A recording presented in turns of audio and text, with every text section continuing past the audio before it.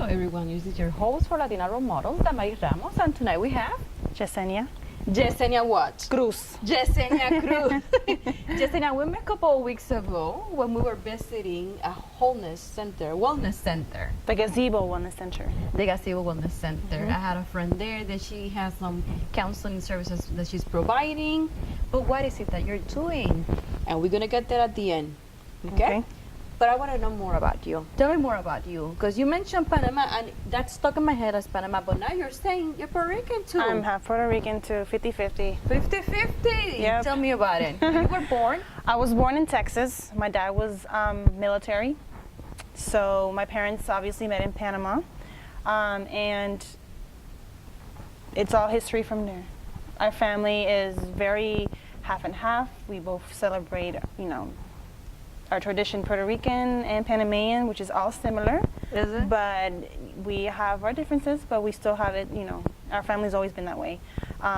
We've traveled the world because my dad was in the Army, so we were in Germany, in Texas. I was born in Texas, California, Washington State, like all over. But have you lived in Panama? I lived in Panama for 6 months. I went to school there, but How was it?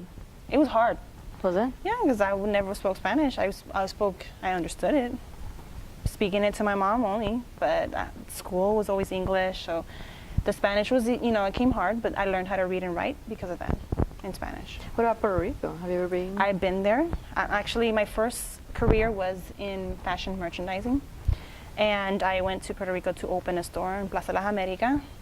I was selling bathing suits, and we opened a suit store, so we had to go and put all the beautiful things there, and that's why I was there for 2 weeks, and I was in El Condado and at the beach every day and working. Working at the beach every day, So tell me about, your education. Tell me about your desires, your motivation. Because I know what you're doing now, so we'll get there. Well, I first started in fashion. I loved fashion. I loved the industry, just the whole, What attracts you to that?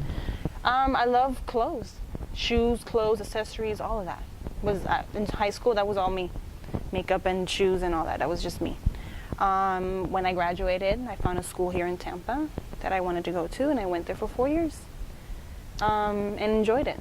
I loved it. I immediately got a job. I was traveling, but then I lost the job. September 11 came, and everything was gone. They weren't hiring people, and I went back to work at Universal Studios, and which wasn't bad. It was a good place because I had health benefits and I had good things, and I started working in merchandising there too, but it wasn't what I was loving. I didn't love it.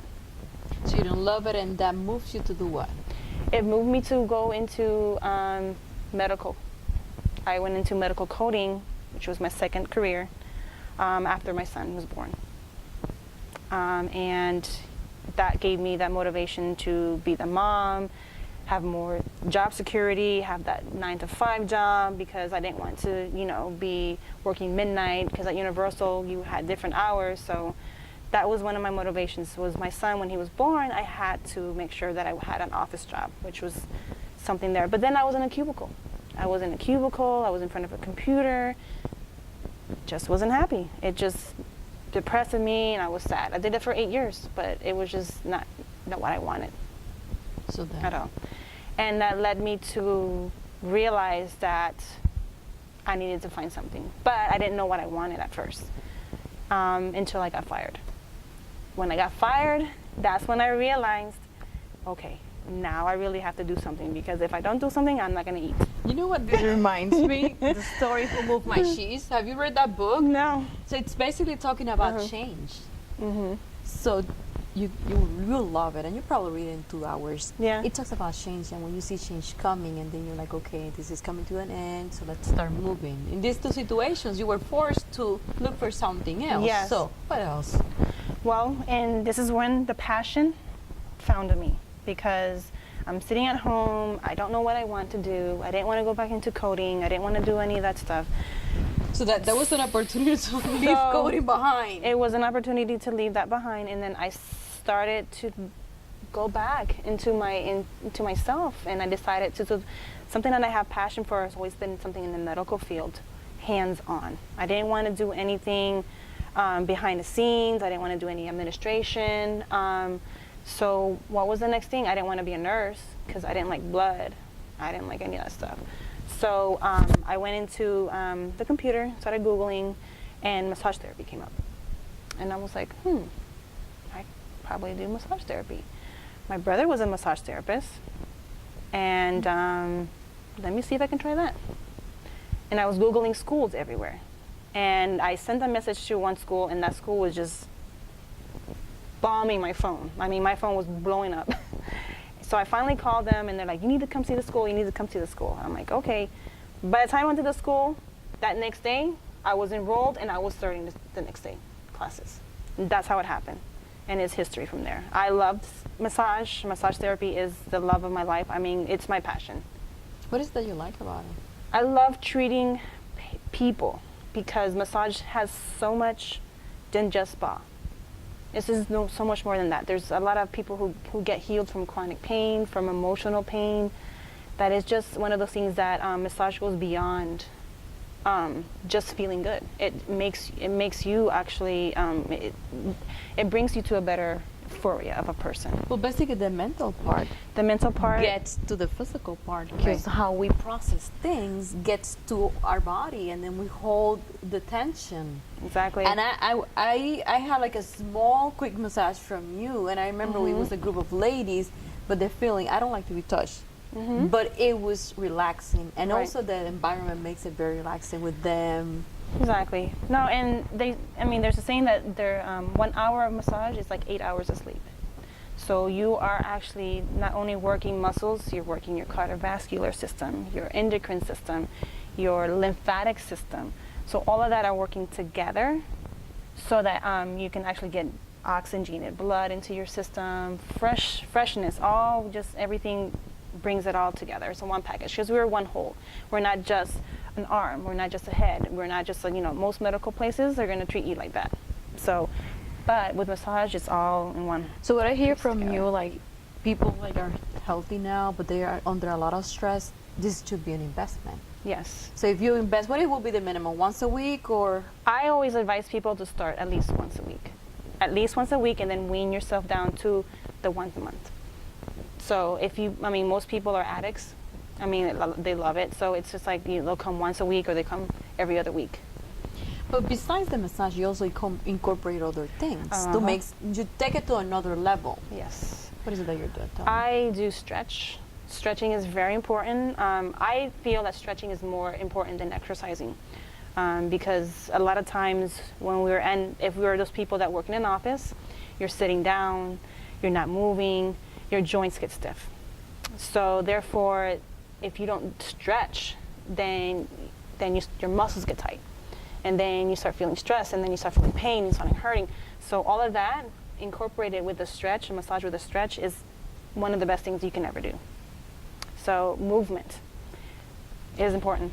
So you mentioned that someone working all day, like I think yesterday I was sitting down all day, probably 9 hours sitting down most of the time. So at the end of the day, I feel like I want to run, I want to walk outside, So what would be your recommendation, something quick that someone can do to stretch and, keep it moving?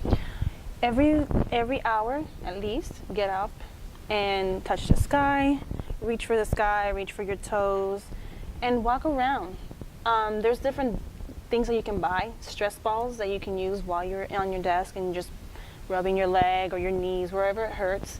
That also stimulates that muscle, that blood circulation, which is very important.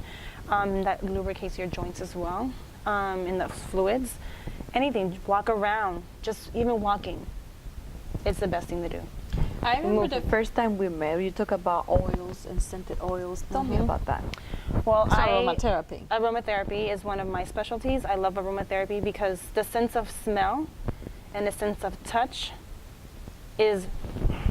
it's one of those things that are synchrony. I think I can't even say that word, but there's a kind of like a connection because when you smell something good, whether it's your mom's cooking or something that's baking that smells good, what does that bring you?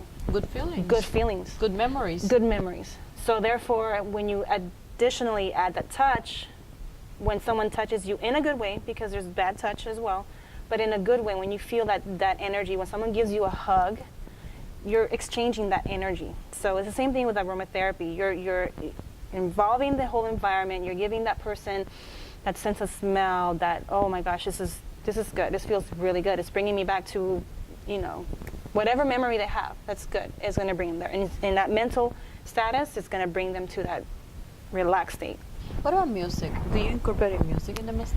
I do. I have spa music, just Zen, relaxation music, anything that's musical, that's not speaking, of course. Instrumental music. So let's say, I'll go there very stressed out. What will be the type of music you'll put? What will be the scent that you will use? I always use the Terra, that's the lotions that I incorporate in my massage. Anything that's relaxing. Lavender is one of those. A lot of people don't like lavender, but I also have people will think this is weird, but the scent of pine trees. If you go to a forest, that's an attraction where you feel so relaxed because the smell of trees and that oxygen. It gives you oxygen. So yeah, those are things that I use in my. I mean, there's thousands, and you can also smell them, and if you like it, you're not, because some people don't like smells. Some people do, but anything that's going to motivate you to be serene. Like I said, lavender. I'm thinking like anything citrus, we're not going to do that to you because citrus is going to give you that uplift. So if I wanted to walk from there energized, is that? So if you want something more energetic, then I would suggest peppermint and citrus, grapefruit, anything that has that spunk. That's funny because I have peppermint at home. Peppermint is awesome to bring that arouse that to if you put a little bit of peppermint on an apple and bite it, it'll wake you up. So when someone goes there, do you have a process to do an assessment to understand? What is the process? So I always tell people to arrive 15 minutes before if they're new, because it's important for me to know their medical history. I'm not a diagnostic doctor. I can't diagnose you. I can't make you. I don't know what you have. But if you know what you have, if you know certain things, it's very important for me because massage is for everybody. But if you have certain things that are going on in your body, it's very important for me to know, because I can make more damage to you. So I always make sure I know that you are there's no contradictions and everything is nice. The second thing would be your comfort zone. You need to be comfortable on the table. So whatever makes you feel comfortable, whether it's staying with your fully clothed or not clothed, however you feel comfortable, you're always going to be covered. It's always going to be a nice table with warmers on it. You're going to feel that comfort. And I always use towels and for your back and feet. So do you have certain clients that have certain conditions that you will avoid because you will create more damage? People who have acute injuries that are like within 72 hours, or people who are undergoing chemo, it's very important that they find someone who's certified for that, because that's very important. I can do more damage. Like I said before, it's something that they can receive massage. There's reflexology. That's only, working with your flexors of your feet, which every part of your foot has a point to your organs in your body. So there's different ways of approaching a massage. You don't take any insurance. It's self-pay. Unfortunately, with this state, massage therapies most places are not allowed to accept insurance. If you work in a chiropractor, maybe. But because in this state we're not qualified even though we're underneath the Board of Health. How people can communicate with you, contact you? You're located Colonial and Dean. Mm-hmm. Yes. So it'll be a good phone number. 321-230-1045. For those who want out there that look at you, that you reinvent yourself, what is your advice? Keep swimming. Like it's a struggle. But life is a struggle, and you have to keep on going. There's gonna be more no's in your life than yeses. But the yeses are gonna be so bigger and more satisfying than the no's. So basically, keep going, keep it positive. So whenever you get a no, you're closer to the yes. Exactly. Keep moving, find another door to open. It has been a pleasure to have you. Thank you, as well. So nice to talk to you. This has been Damaris Ramos for Latina Role Models. Thank you, and good night.